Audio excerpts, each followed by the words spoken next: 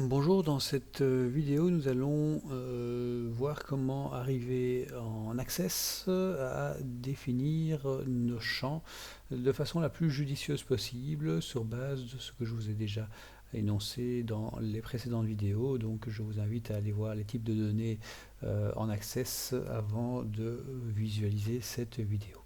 Donc prenons une base de données. Donc je lance Microsoft Access. Je ne sais pas si j'ai encore une. Non, je n'ai pas de base de données. J'ai effacé le fichier. Donc on va recréer un nouveau fichier base de données dans mes documents, c'est très bien. Je clique sur créer, je ferme ceci. Tout ça on a déjà vu dans une précédente vidéo. Et je vais cliquer sur créer, création de table, ici en mode création. Voilà donc maintenant mon premier champ. Alors mon premier champ, ça peut être un nom. Et ensuite, il propose automatiquement le type texte. Alors, le type texte est bien pour un nom, donc ça, je n'ai pas besoin de le changer. Par contre, si vous regardez ici en bas, dans la zone en bas de ma fenêtre, eh bien, vous trouvez ici taille de champ 255. C'est ce que je vous disais dans une autre vidéo, c'est beaucoup trop pour un nom. Un nom, ça va prendre une vingtaine de caractères, bien évidemment, rien de plus. On pourrait rajouter par exemple le champ sexe pour savoir si c'est une fille ou un garçon. Et là, en fait, on va définir un autre type que le champ texte. On va choisir, puisqu'il n'y a que deux états possibles, on va choisir un champ oui-non, comme ceci. Alors là, il n'y a généralement pas grand-chose à définir dans les propriétés ici en bas, donc on peut le laisser comme ceci. Si on définit par exemple un champ âge, et comme je le disais dans une autre vidéo aussi, la vidéo précédente, le type âge, évidemment, c'est du numérique, mais ce n'est pas que du numérique. Vous remarquerez ici en bas, comme je le disais aussi, c'est de l'entier long. Alors l'entier long, c'est un peu beaucoup pour un âge.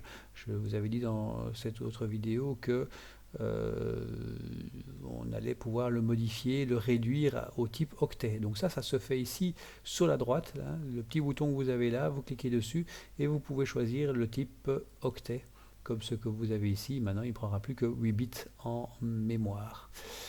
Alors, il existe d'autres types de champs, par exemple une adresse qu'on appelle URL, hein, mais pour ceux qui ne savent pas ce que c'est qu'une URL, une adresse internet, donc je vais l'appeler adresse internet, hop, comme ceci.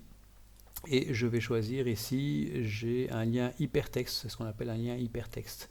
La particularité, en fait, c'est un dérivé du type texte, à la différence près qu'il va souligner le lien et il va en plus vous permettre, si vous cliquez dessus, de lancer directement votre navigateur avec la page en question. Vous avez également la possibilité de créer des champs de type date, par exemple date de naissance, comme ceci. Hop, et là vous avez le date heure, tout comme vous pouvez le faire heure aussi. Et là, vous pouvez également le définir en date-heure, mais là, vous avez la possibilité de modifier l'affichage en allant dans Format ici. Vous pouvez choisir de l'afficher comme ceci, comme cela, comme cela. Ou si c'est une heure, vous pouvez avoir une heure réduite ou une heure abrégée. Donc à vous de voir ce que vous préférez. Donc je peux cliquer ici et ce sera donc un champ de type heure. Si on passe en mode affichage, il va m'embêter avec la clé primaire. D'abord l'enregistrer, oui. Je vais garder table 1.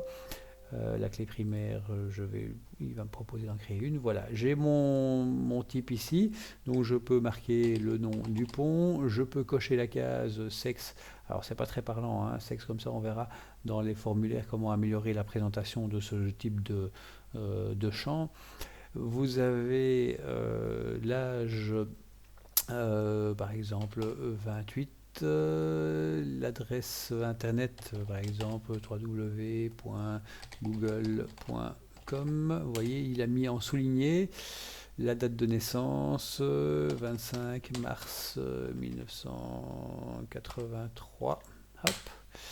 Et l'heure 5 2.52. Hop. Et voilà. Et vous voyez, il a mis l'affichage de la date et d'une heure.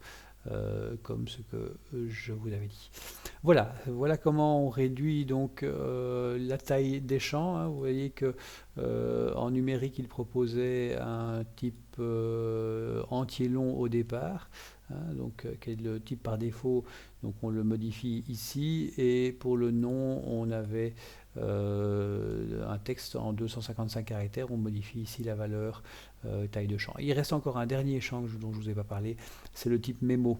Ça, c'est très bien pour tous les descriptifs, parce que la plupart des descriptifs euh, vont dépasser les 255 caractères d'un type texte, et on ne peut pas aller au-delà. Le type texte, c'est le maximum qu'on peut faire, c'est 255 caractères.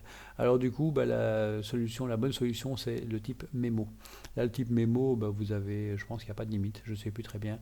En tout cas, vous pouvez déjà mettre l'équivalent d'un bouquin, certainement, dans le type mémo. Alors vous allez me dire pourquoi est-ce qu'on n'utilise pas le tout alors en mémo, bah, tout simplement parce que c'est beaucoup plus lent à gérer pour Access. Du coup, ça va alourdir fortement votre base de données, ça complexifie beaucoup de choses.